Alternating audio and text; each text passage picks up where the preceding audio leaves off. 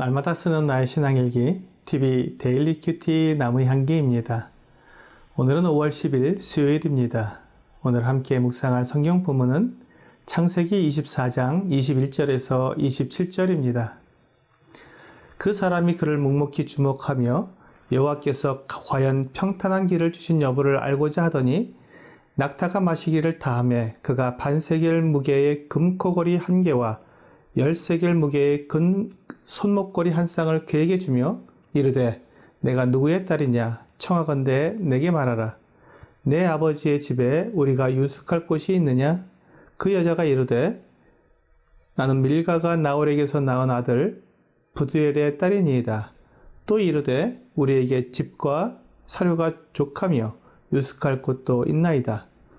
이에 그 사람이 머리를 숙여 여호와께 경배하고 이르되 나의 주인 아브라함의 하나님 여호와를 찬송하나이다.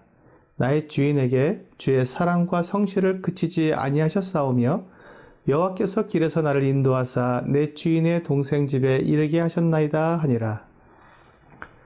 하나님께서는 계획에 따라 사람을 인도하실 때 매우 정확하게 인도하십니다. 한 치의 오차도 없이 완벽하게 이끄시는 것을 경험하게 됩니다. 하지만 하나님께서는 그 인도하심을 처음부터 끝까지 모두 한 번에 다 보여주시는 것이 아니라 한 걸음씩 인도해 주십니다. 하나님의 계획을 처음부터 끝까지 다 아는 것은 하나님께 속한 일이지 사람에게 속한 일이 아니기 때문입니다. 하나님은 사람들이 하나님의 인도하심을 믿고 한 걸음씩 믿음으로 순종하며 따르기를 바라십니다. 어린 자녀들을 데리고 여행길을 나선 아버지가 아이들에게 여행길에서 들르게 될 모든 것을 다 알려주지 않는 것과 같습니다.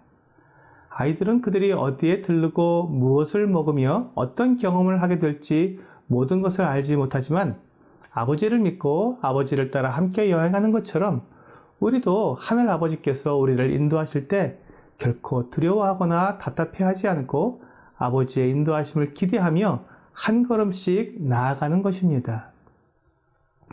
하나님께서 아브라함의 늙은 종을 이렇게 인도하여 리브가를 만나게 하셨습니다. 하나님께서 지금 이삭의 아내를 얻는 사건을 이렇게 자세히 기록하고 있는 것은 이것이 이스라엘의 역사이며 이스라엘의 시작이 어떻게 되었는지를 알려주시는 것이기 때문입니다.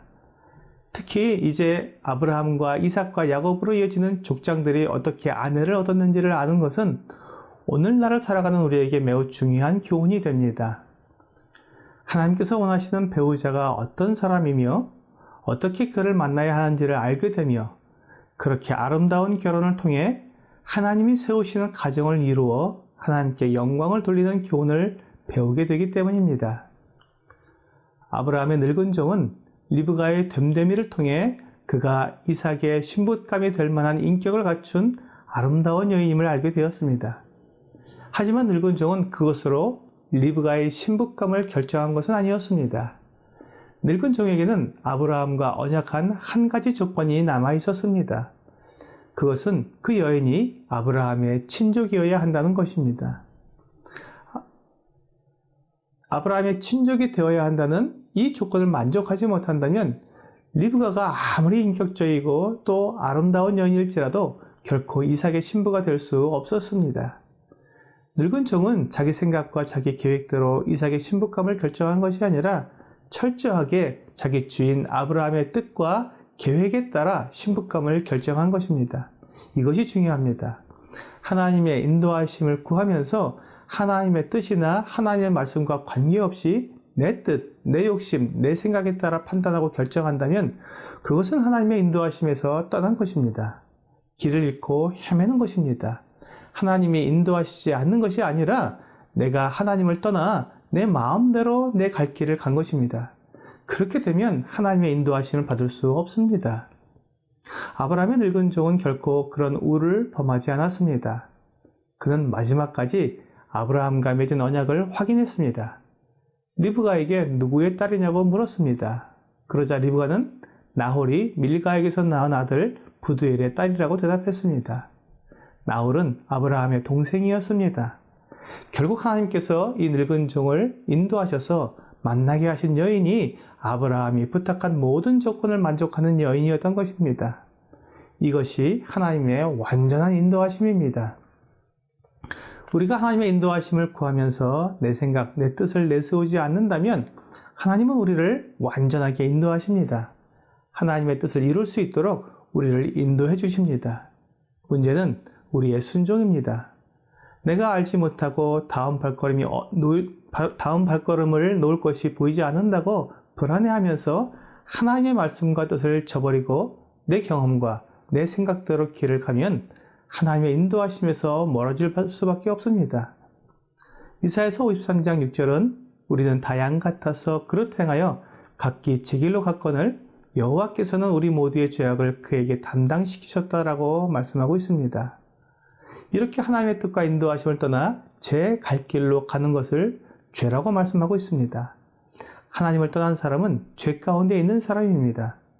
이렇게 길을 잃고 헤매는 우리를 의의 길로, 생명의 길로 인도하시기 위해 찾아다니시는 우리 주 예수 그리스도를 만나 모든 죄를 용서받고 영원한 생명을 얻는 구원의 길로 가도록 하나님께서 우리를 부르고 계신 것입니다. 오늘의 적용 질문을 보겠습니다. 하나님의 인도하심을 받기 위해 나에게 필요한 것은 무엇입니까? 내가 하나님의 인도하심을 받기 위해서는 내가 가고 있는 길이 잘못되었다는 것을 인정해야 합니다. 내가 길을 잃고 헤매고 있다는 사실을 인정해야 하나님의 인도하심을 따를 수 있습니다. 내가 가고 있는 길이 옳고 안전하다고 생각한다면 하나님의 인도하심을 받을 이유가 없기 때문입니다. 또한 하나님의 인도하심을 받기 위해서는 내 생각, 내 뜻을 포기하고 하나님의 인도하심에 전적으로 의지해야 합니다. 다윗이 시편 23편에서 노래했듯이 내가 사망의 음침한 골짜기로 다닐지라도 해를 두려워하지 않을 것은 주께서 나와 함께 하심이라. 주의 지팡이와 막대기가 나를 안위하시나이다. 주님이 인도하신 길에도 사망의 음침한 골짜기가 있습니다. 죽을 것 같고 두렵고 떨리는 길이 있다는 것입니다. 하지만 두려워하지 않을 것은 주께서 나와 함께 하시기 때문입니다. 이것이 믿음입니다. 이렇게 주님을 의지했을 때 우리는 안전하고 완전하게 인도하심을 받게 됩니다. 오늘 내 생각이나 내 뜻을 하나님의 말씀보다 앞세우지 않고 오직 한 걸음씩 인도하시는 하나님의 인도하심을 믿고 의지하면서 이 믿음의 길을 승리하며 나아가는 여러분과 제가 되기를 주 예수님의 이름으로 기도합니다.